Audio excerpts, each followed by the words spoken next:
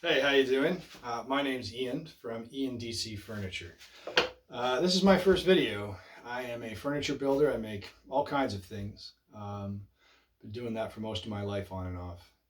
And I thought today that I would make a video about how to improve upon the accuracy of the Mag 77 Skilsaw. Uh, I didn't initially think that I was going to make any videos, but then I thought, there's always these little niches, little spots where you're watching YouTube and you want to know how to do something when you're doing research on how to fix your own tools or how to build things, and there's no video on that particular subject. And so, you know what? I owe a debt to YouTube for teaching me a lot of things. I think I'll repay that debt by trying to fill in those gaps. So, the purpose of today's video is to talk about the Mag 77 and how to make it extremely accurate. The principles that I'm going to show you today are applicable to other saws beyond just this particular skill saw, but the process by which I do it is particular to the Mag 77. Why did I choose the Mag 77 as the saw that I wanted to rely upon for furniture building?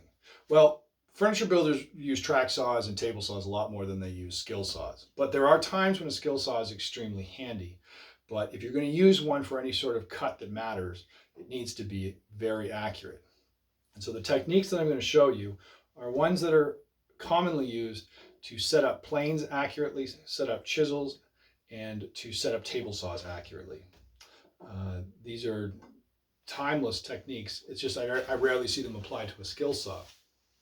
It's also important to point out that the techniques that I'm going to show you not only make the saw far more accurate, but they also make it safer. So guys that use these for framing, which I think is their intended use, will benefit from perhaps doing what I'm showing you because it will vastly reduce the risk of kickback. By making your saw's blade dead parallel with the side, you can make it much easier for the blade to cut when you're trying to force it against that guide. And also, if you remove all of the dents and divots and make sure the base is flat, you're far less likely to catch it on something as you're pushing it through a cut. Lastly, this video is useful because if you get a skill saw that has a bent base, or if you're unfortunate enough to drop it and you bend your base, this will show you how to fix it without having to buy a replacement base, which can run upwards of $100 Canadian, roughly $50 plus shipping and tax US. So, how do we start? Well, the very first thing you're going to want to do if you want to get this saw set up accurately is you're going to want to take off the base so that you can deal with it individually. In the Mag 77, that's a relatively simple process, which is one of the reasons I love this saw. Actually, I'll just talk about the history of this saw for a second. It's kind of fun.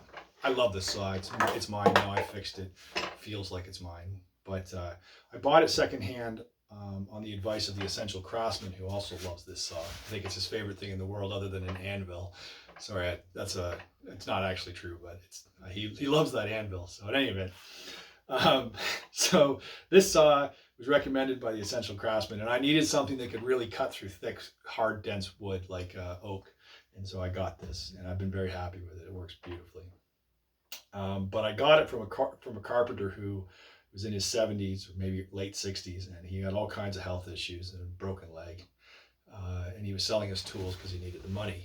I always hate to buy tools when you see that situation, but I think this guy, well, he was going to sell them to somebody, so it might as well be me.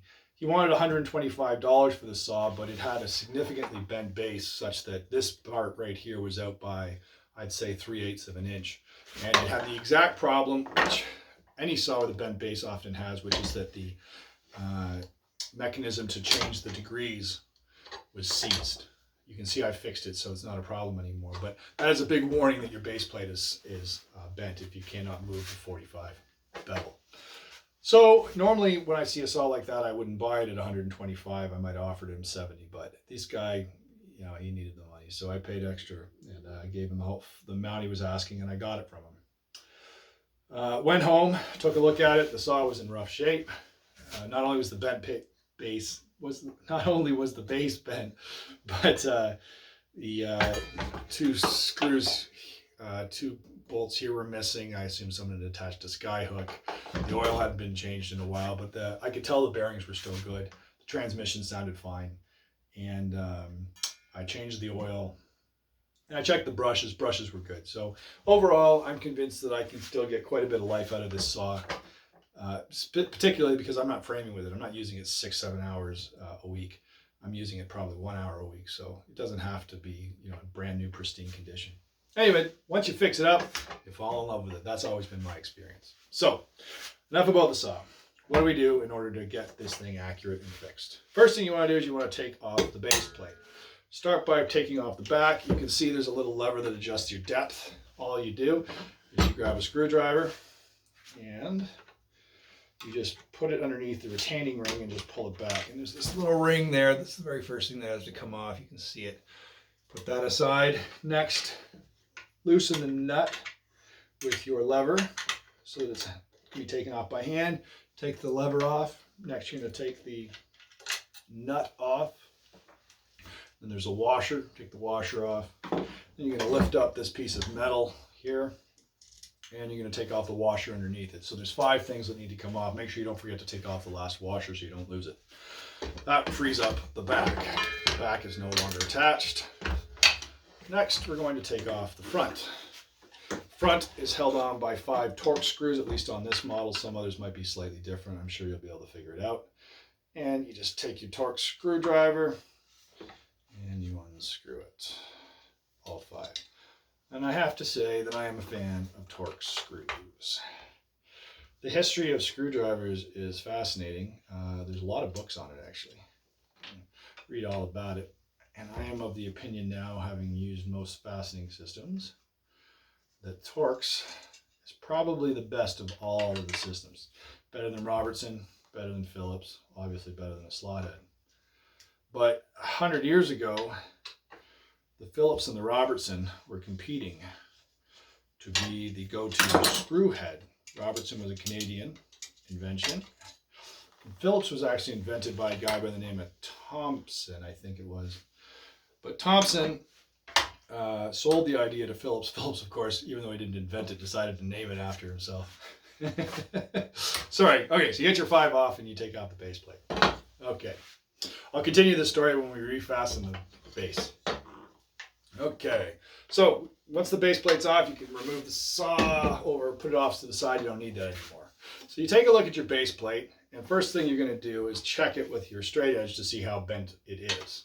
So you take it along the bottom and along the sides, and you see. Now on mine, as I said, this section here was very bent. So bent that when I put my straight edge against it, it rocked on this side, and over here you could see it was out by, I would say, 3/8 of an inch.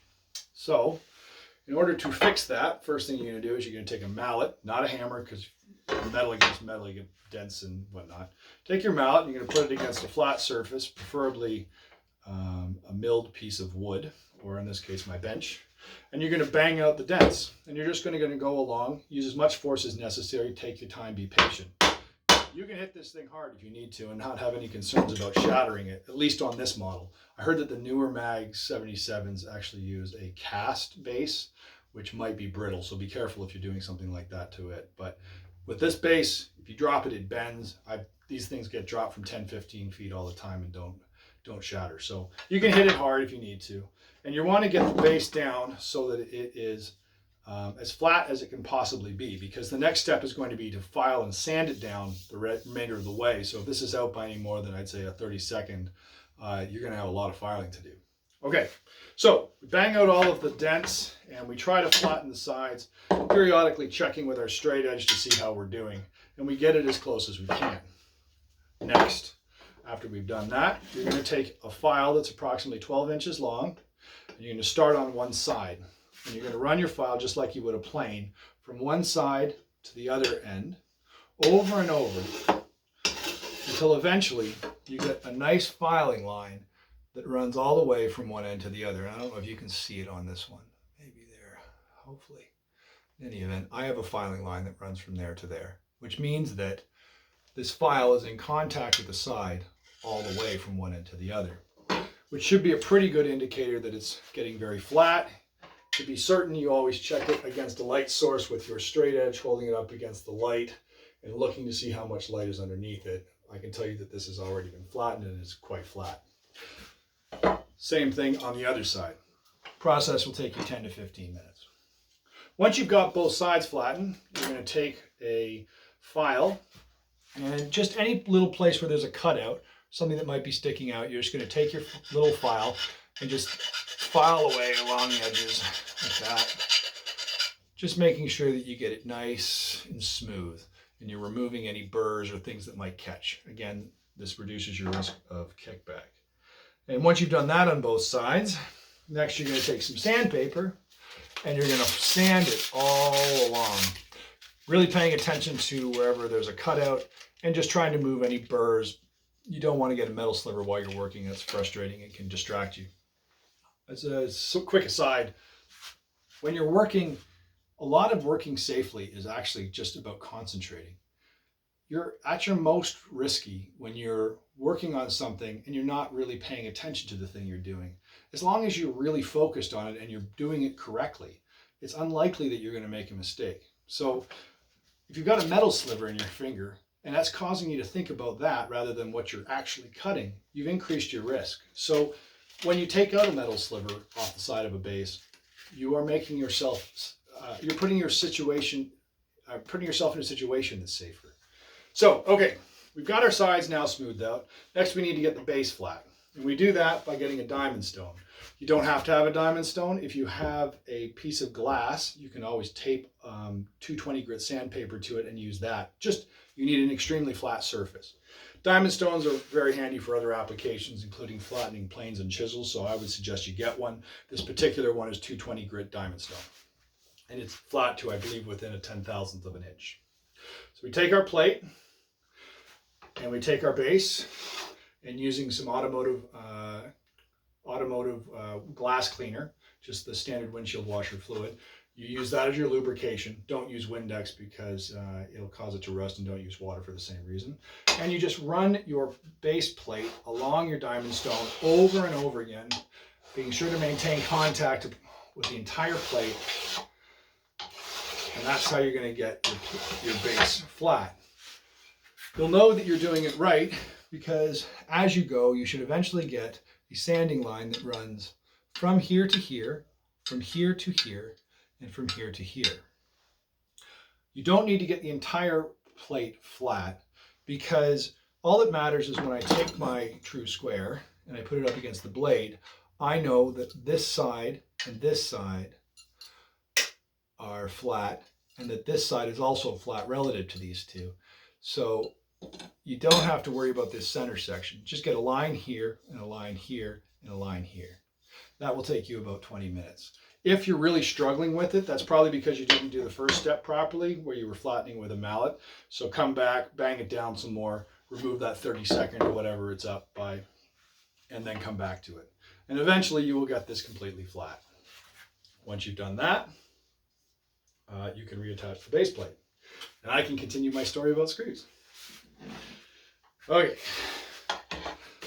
so putting the base plate back on is the same process as taking it off in reverse. First you're going to start with these torque screws. So as I was saying, so Robertson and Phillips came out around the same time, turn of the 19th century. And Phillips bought the idea and he sold it to GM Motor Company. And GM needed it because they were using slot heads, which was just a disaster. I'm sure guys were cutting their fingers constantly using that system. And there was a secondary reason why GM wanted that Phillips system. And that's because at the time, the drivers that they used to put in screws, the automatic ones that is, didn't have a clutch system. That hadn't been invented yet. So the advantage of a Phillips was that as it got tighter and tighter and more torque was applied, it would actually slip out at a certain point. Ultimately, if you did this too much, it would strip either the driver or the screw. But the thing that makes Phillips so irritating, which is that it often comes out of its own slot, is what they liked at the time. So you couldn't over tighten the bolts. Whereas Robertson, you couldn't do that. So that was an advantage. Now, the guy that invented the Robertson head, he was approached by Ford Motor Company to sell his idea. And Ford wanted to use it in all of their factories, but he was worried that if he sold it to Ford, that it wouldn't be widely adopted. So he refused and only let Ford use it in their Canadian companies. And as a consequence, the workers didn't adopt Robertson, get used to it. And what his intention was to get it widely adopted, but it actually backfired. And to this day, Robertson was never widely adopted in the United States, even though it was a superior system in most applications. But it doesn't matter now because, sorry, I'm just putting the retaining ring back in here. It's not that difficult to do, but I hate it. Again, I'm using the dreaded slot head. I don't want to cut myself, so I'm going to get my finger back. There you go. So yeah, so he wouldn't sell it to Ford in the U.S. factories, never widely adopted, and as a consequence, so I had a nail blocking the fence so I could get at it. As a consequence, Robertson never made it, and now Torx has pretty much taken over for everything. And I would expect in 50 years, Phillips and Robertson may not get used. Oh, you know what I forgot to do? I was talking too much. I forgot to put the lever on. Sorry about that. So when you're putting your lever back on, this is what obviously tightens the nut that ensures that the depth doesn't change. You want that lever to be roughly parallel with the saw, sort of like this. So get that on there, and then you put your retaining ring back on. I have to try and do this without hitting anything. There we go. Good. Okay, so got my saw back together. Make sure I got all 5 of them in there. Yep. Looking good. So I've already accomplished one thing that's of immense importance, which is that I now have a base which is flat and will allow me to get a true 90. So let's see if we can do that. So loosen this off. And we'll have to block the fence again. By the way, if you ever want to block the fence on a Skilsaw, simplest thing to do is just take a nail and you push it into the fence like that. If you want it to stay there for a while, you can just tap it with a hammer. Now your fence won't move. You should never do this as a matter of course. Almost all cuts can be done with the fence. There's very few exceptions. So I would not recommend blocking the fence unless you absolutely have to do it, like in a repair. Okay, so we got the fence blocked. And we've got this loosened off so we can adjust our 45, hopefully. And we got the back so that it's set. Still, there you go. Okay, so still a little tight. Not perfect, whatever. Okay, so now we want to see if we can get a true 90 on our saw. So what we do is we raise it up beyond where we want it to be, but pretty close. It's a lot easier to push it down than it is to pull it up when you're trying to get to 90 because you're using the force of gravity to your advantage, among other things. It's also easier to push than to pull in general. So you take your true square and you put that on your base, making sure that it's in contact with both of the filing lines you created, and you sight down it, making sure that this is not on a carbide tooth. And then you just sort of work it down until you get it really close, and I often just use a mallet to tap it down just a little bit more. Until eventually it is dead perfect, and that is dead perfect. And then very slowly you grab that lever and you just lock it in place. Lock that down, and there we go. And that is perfect 90. It is as perfect as this square. The square is very, very close. I think it's out again to 1/10,000th, or maybe it's 1/1000th of an inch. It's a really nice square. It's Bridge City Tool Works. Not sponsored by any of these companies, by the way, but nice square. For the price, it's excellent. Okay, there we go. I now have a perfect 90. Unfortunately, what I do not have is a side that is parallel to the blade. I may have it. It's very unlikely, but certainly you won't know if you have it. So I just got to remove these bench dogs. Little Paul Sellers invention there. I stole that idea from him. Thank you, Paul. Okay, so what do we do in order to get this side perfectly parallel to the blade? Well, maybe before we show you how to do that, we should talk about why it even matters. And that can be explained probably best by trying to show you.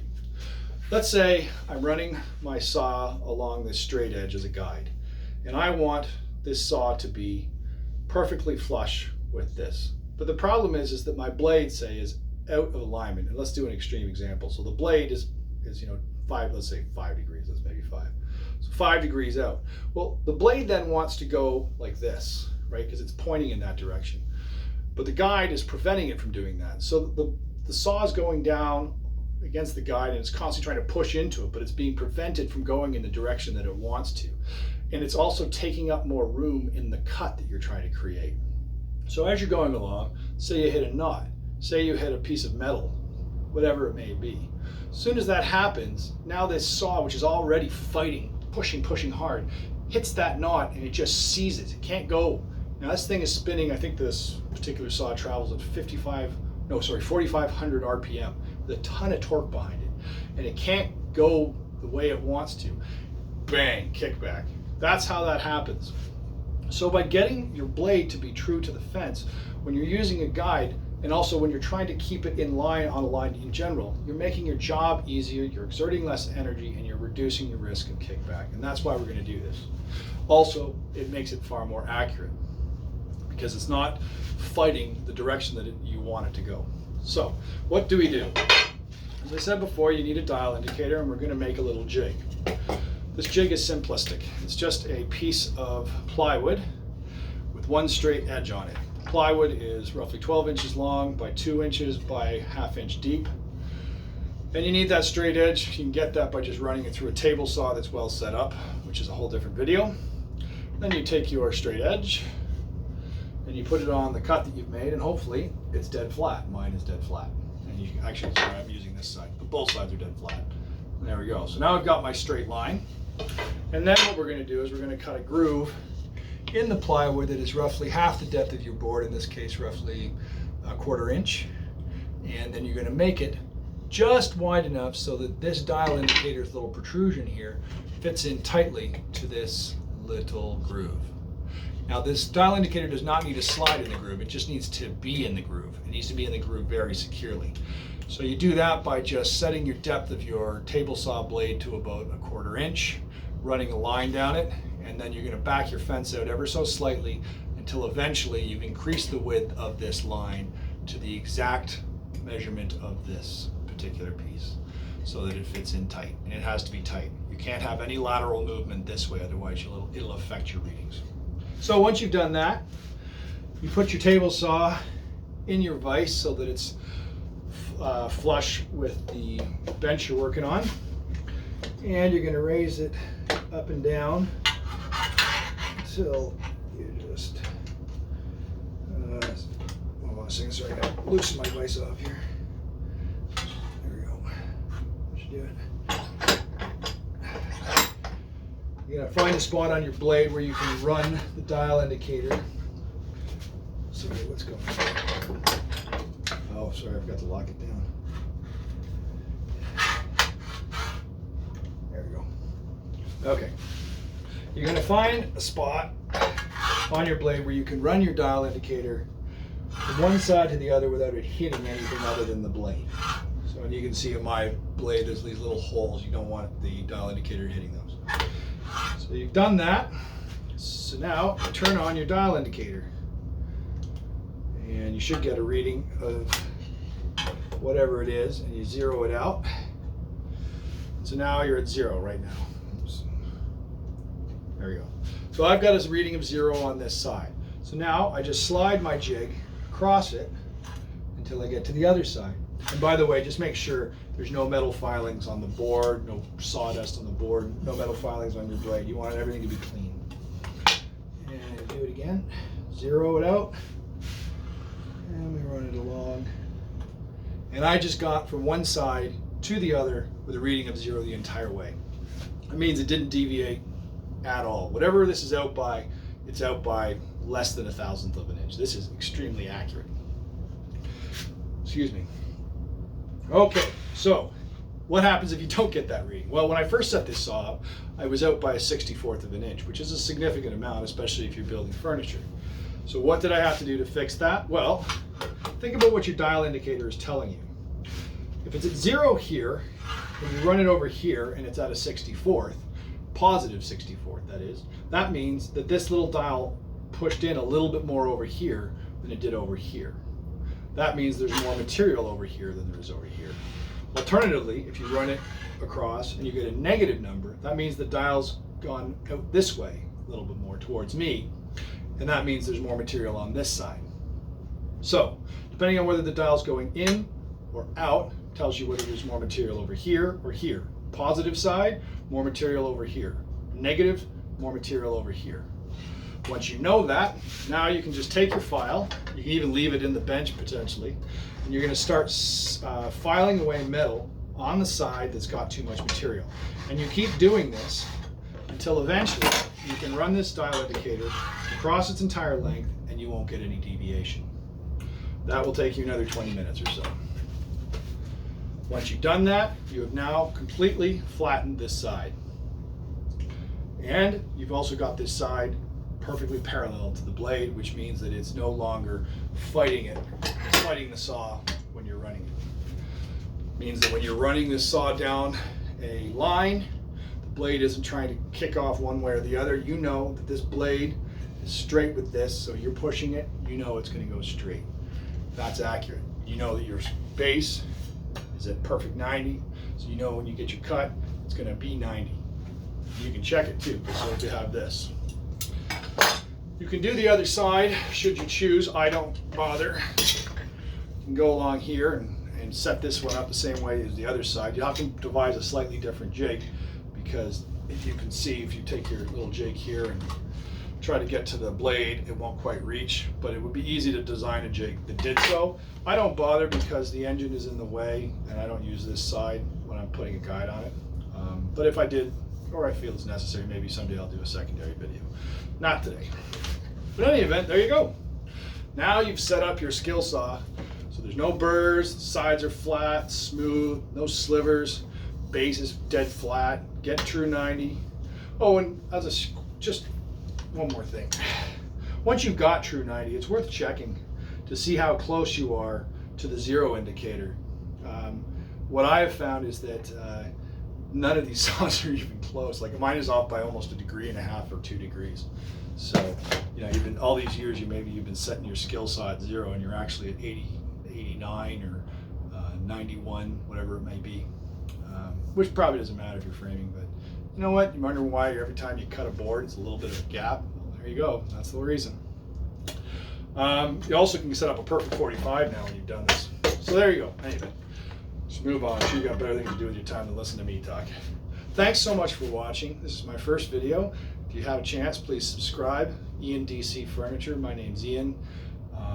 If you have any questions or comments, I'd love to hear them. Take care of yourself and enjoy this saw. Love these things. Cheers.